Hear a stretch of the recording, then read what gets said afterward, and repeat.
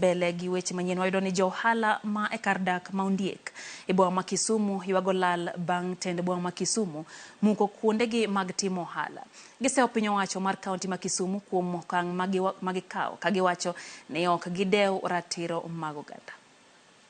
Chiendo no mar muko ma kiose kar dak no mar Ondiek e boma Kisumu mane otim kod piny owacho mar kaunti ma Kisumu e otieno ma tarik 14 mar dweni oya Jo-ohala ka ywago reyo. Biro ka ayudo ka gik moko tingo se muko, moko se kwan, a salvage moko manyalo salvage, and gi some losses of about 200,000. Ji odhi kure, udo ni ji odogo kwel, udo ni ji otong', mage mane kuma wayude income magwa. Nilikuwa pandani nimelala saa 6 za usiku, nasikia watu wanavunja nyumba yangu.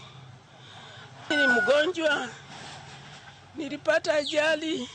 Jo-ohala mathoth ywago lal mar mwandu manengo gi thoth ka ng'eny gi wacho ne gikia kama koro gidhi chako godo e kindeni mangima koro ridore. To koro tich mwatiyo uketho, wabiro chiemo kanye? To nyithindo biro somo nang'o? To nyikwayo wabiro somo nang'o? To chiemo wabiro chiemo nang'o? Wadiwa kwel.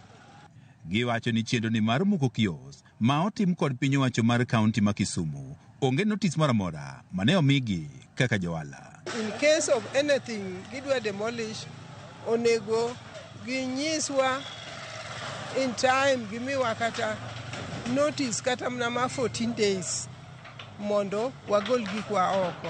Notice mora mora manondiknwa ni dhi mukwa. Koro kane gik kawuono to wayudo ka gimora mora en flatten. Giga mang'eny okethore iye kanyo nikech fridges gate giringe gi jogo ketho. An gi nyithindo madhi e skul to gidonjo kawuono. Ayudo ka kata skul ok anyal dhi na ter nyathi. To mage tegemeo maga. Jo-ohala gi wacho ni kuonde timo ohala gi ne omi kaluwore kod chik kendo gisebedo ka gichulo osuru ne piny owacho mar kaunti ma Kisumu. Tend kaunti ma Kisumu ka otele kod manejano ma munisipal ma Kisumu Balawanga wacho ni gichiwo notice ne Jo-ohala gi kane pogi kawo okang' ma muko kioskgi. Nicha sichiwo notice at the beginning of the year ni ka higa ne chakre ni king'e ni gede wiki nitie joma dak e estate. Gin e estate to ute gigo ni e borderline mar ndara. Koro gima gitimo, gimuko wall kata fence to gikawo compound mofes ndara to giloko kiosk to face ndara. To gi extend kiosk nyaka wi drainage. Ondiek koro en kama ji odake. Ondiek en kama koro ji ogero mana kiosks.